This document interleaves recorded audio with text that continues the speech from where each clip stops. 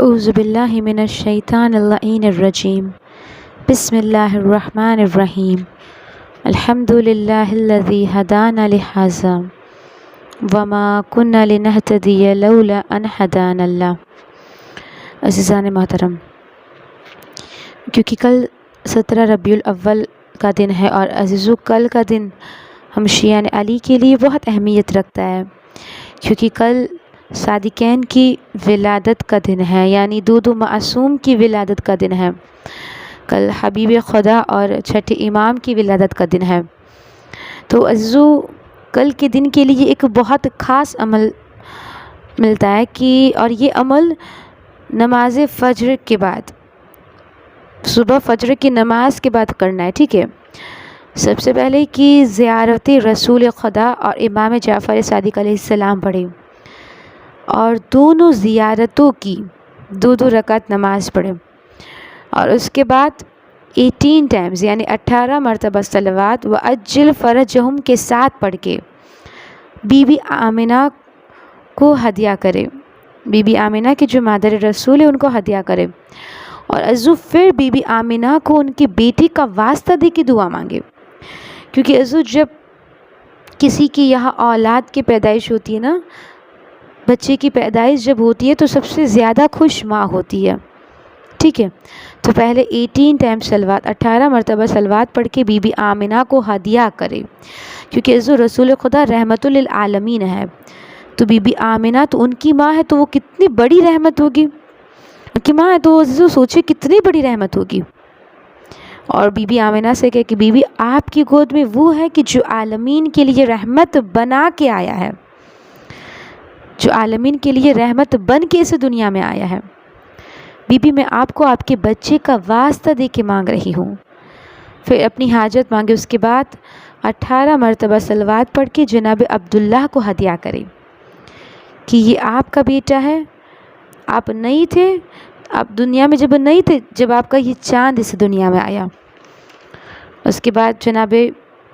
18 مرتبہ صلوات پڑھ کے جناب زہرا کو ہدیہ کرے، اور بی بی زہرا سے بھی کہے کہ بی بی آپ کو آپ کے بابا کا واسطہ۔ پھر 18 مرتبہ صلوات، 18 ٹائم صلوات جناب ابراہیم اور جناب قاسم، یہ جناب رسول اللہ کے بیٹے تھے کہ جس سے آپ کی کنیت ابو القاسم بنی، ٹھیک ہے۔ رسول خدا کے دو بیٹے تھے، جناب ابراہیم اور جناب قاسم، کہ جس کا بچپنے میں ہی انتقال ہو گیا، تو دونوں کو جناب ابراہیم اور جناب قاسم کو 18 مرتبہ صلوات پڑھ کے ہدیہ کرے اور بولے کہ آپ کو آپ کے بابا کا واسطہ۔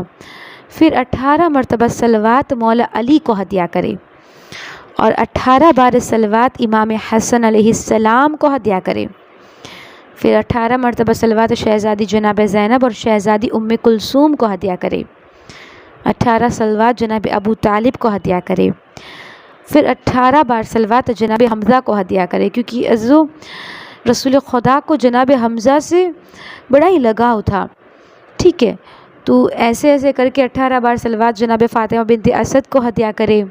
پھر 18 بار صلوات امام حسین کو ہدیہ کرے، اور عزو جب آپ کسی معصوم کو صلوات کا تحفہ دے رہے تو اس کے بعد فوراً دعا بھی مانگے، ٹھیک ہے، واسطہ دے کے رسول خدا کا واسطہ دے کے فوراً دعا مانگے۔ پھر 18 مرتبہ صلوات یعنی 12 اماموں تک، سب اماموں کو 18 صلوات پڑھ کے ہمیں ہدیہ کرنا ہے، واسطہ دینا ہے۔ پھر جب امام زمانہ تک آؤ تو امام کو بولے کہ آپ کو آپ کی دادا کا، جناب رسول خدا کا واسطہ، آپ آخرون محمد ہے۔ پھر عزو یہ 4 سلام ضرور پڑھو، اور کس طرح سے پڑھنا ہے؟ السلام علیک یا اولون محمد و یا اوسطون محمد و یا آخرون محمد و کلون محمد، اس طرح سے سلام پڑھ کے صلوات پڑھ کے امام زمانہ کو ہدیہ کرے، اور ہدیہ کر کے بولے کہ مولا آج کا دن مجھے یہ چاہیے ہی چاہیے، اور عزو ایسے مانگے جیسے ایک بچہ اپنی ماں سے یا اپنے باپ سے مانگتا ہے،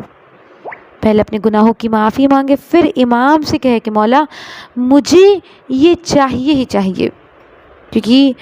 عزو امام زمانہ ہمارے روحانی باپ ہے، اور جب ہم امام کو گفٹ دے کے امام سے کچھ مانگیں گے نا، اور کل کا دن تو یقیناً ہمارے مولا بہت خوش ہوگے۔ تو امام سے کہے مولا آپ کو آپ کے دادا کا، حبیب خدا کا واسطہ ہے، رسول خدا کا واسطہ ہے کہ جو رحمت للعالمین ہے، اے مولا آپ کو میں واسطہ دے رہی ہوں، آپ میری اس حاجت کو قبول کروائے۔ اور جو پھر دیکھے کہ ہماری ساری مشکلات کیسے دور ہو جاتی ہے۔ اور جو کل روزہ رکھنے کا بھی بہت ثواب ہے، بہت فائدہ ہے، 60 ایئرس کے روزہ کا ثواب رکھتا ہے۔